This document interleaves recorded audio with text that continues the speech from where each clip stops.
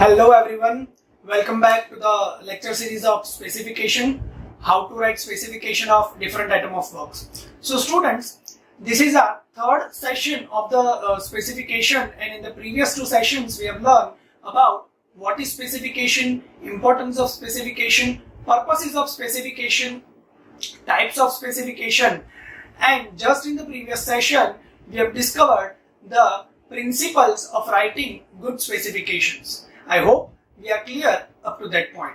Students, if you are not aware about these topics, kindly go back to the previous videos, watch them and come back to this session.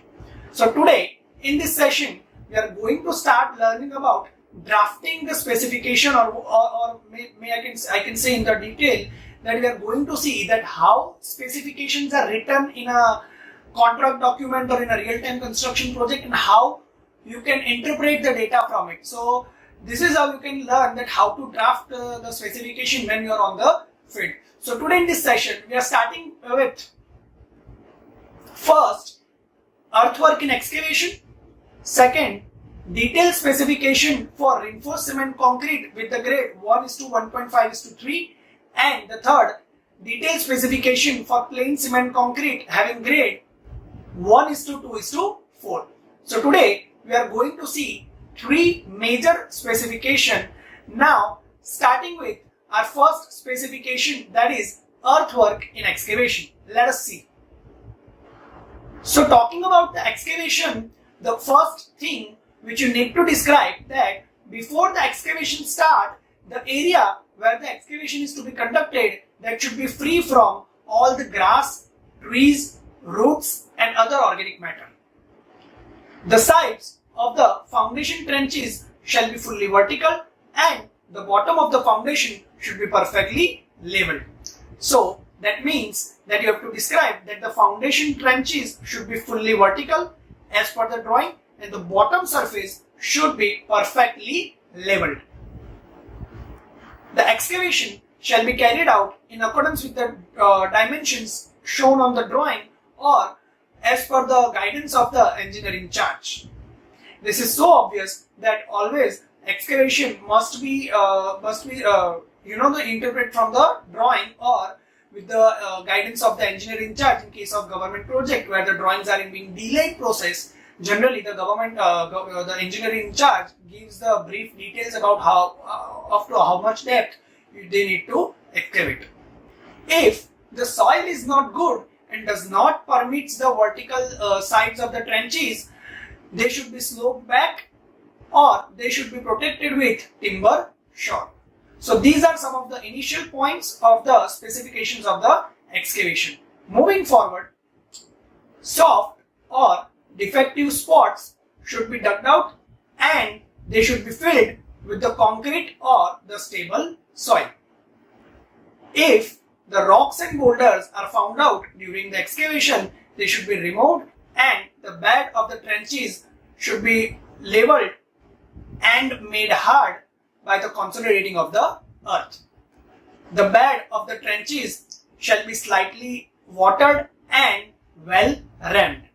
Foundation concrete shall not be laid out until and unless the clearance appears from the engineer in charge. So you cannot start the foundation concrete before it gets approved by the engineer in charge. So I hope we are clear up to this point. The next point is excess in excavation.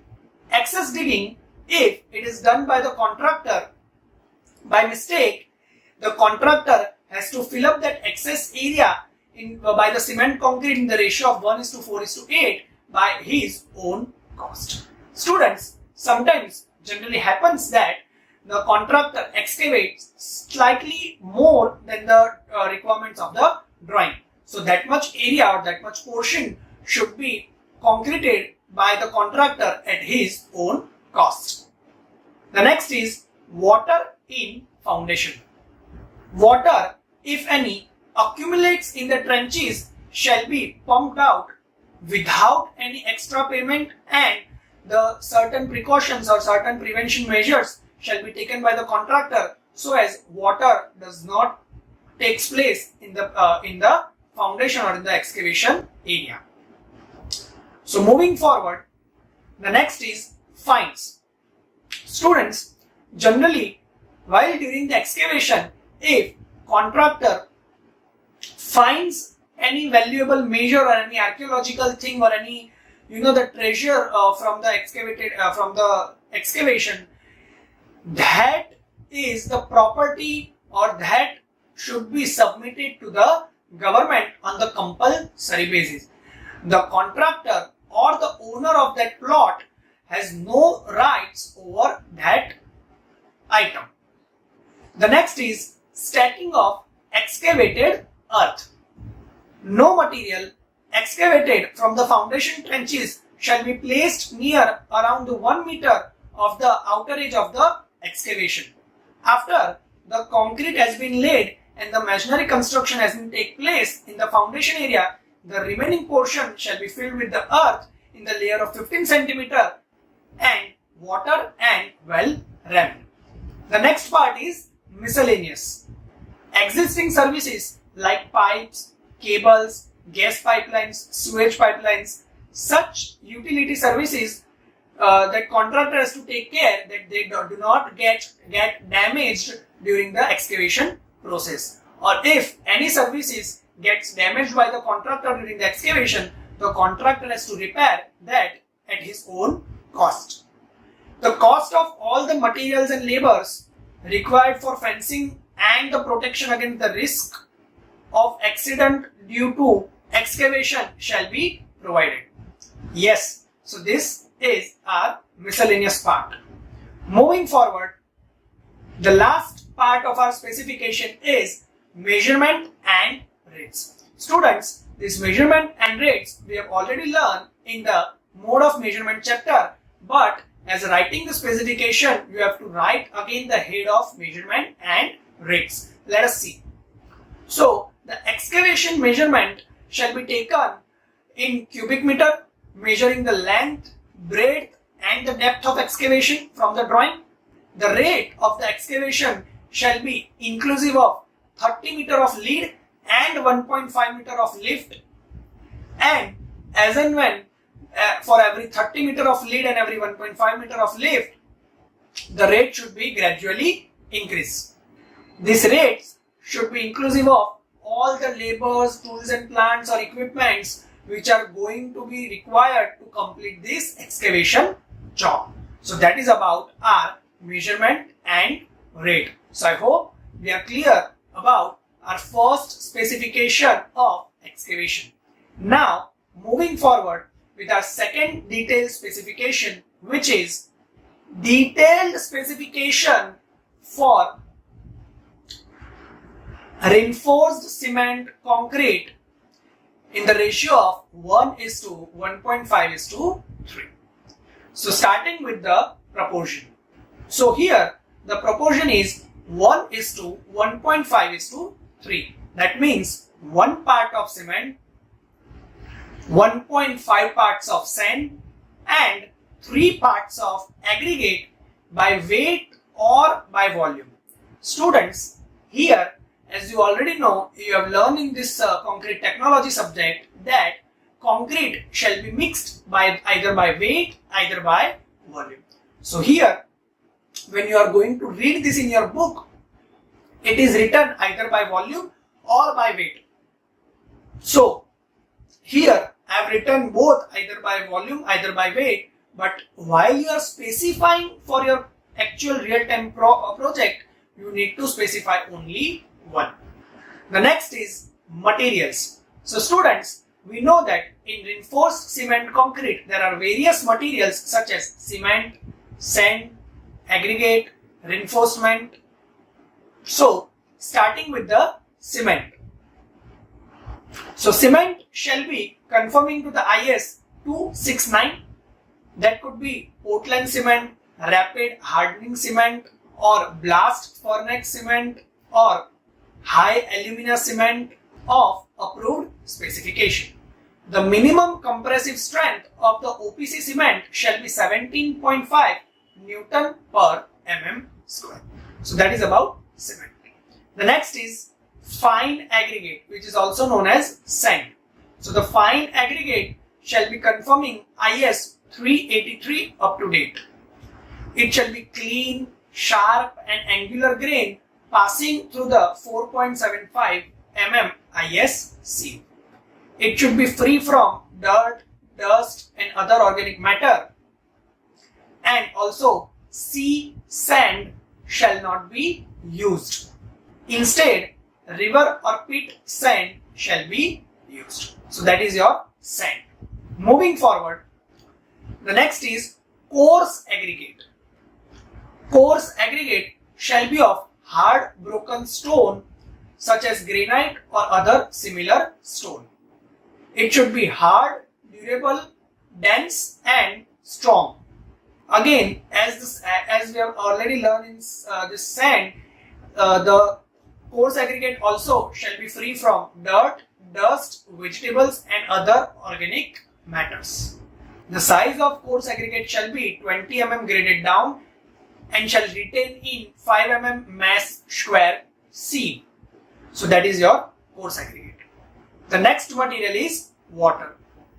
So as you already know, the water which we are going to use for the construction should be clean and reasonably free from the dangerous impurities like salt, alkali, acids, vegetable growth and etc. Generally, potable water is used in construction. Now, the last material is reinforcement, steel. So, steel reinforcement, as the requirement suggests, either should be mild steel Fe250 or either should be HYSD Fe400, 415 or Fe500. Nowadays, Fe500D is being used in many construction projects, in such high-rise projects. So, the steel should be as per the requirement. It should be free from corrosion, oil, rust, etc. The steel bars should be rounded and capable of bending without getting fractured. So, your steel reinforcement bar should be properly round in shape and can be bent without being fractured. So, they should not be brittle, like if I turn them into L shape, they should not get broken. The bar should be properly placed and hooked with each other with the use of 20 mm SWG, standard wire gauge, at the point of intersections. So, when you are using steel, it must be binded by the binding wire. Joints in the bar should be avoided as much as possible, but in case of lengthy spans, the overlapping of the bar should be done. Generally, 40 times of diameter is overlapping distance is given at the joints. Joints should be located at such points where neither shear force or bending moment is maximum. So that is the case for reinforcement. Moving forward, the next is centering and shuttering. That means formwork. So the centering for the concreting shall be hard and strong, and it should also give the smooth finish to the concrete or to the structural component. The formwork shall include all the items of temporary or permanent nature in order to cast the concrete or in order to give the shape as per the requirement. The material for the formwork shall be used either of timber, plywood, steel, etc. A coat of oil washing should be provided or should be done just before the concreting, so that the concrete and the surface of the formwork does not adhere to each other. Students, this generally happens in the real-time practice, that whenever your formwork is ready, whenever your shuttering is ready, it is applied with a single coat of oil before the concreting. Why? So that the concrete does not stick with your formwork material, and so that when you are trying to de-shutter, when you are trying to remove that formwork, the concrete does not stick with your formwork material and does not fall when you are trying to pull out your formwork. So that is why the oil coating is provided.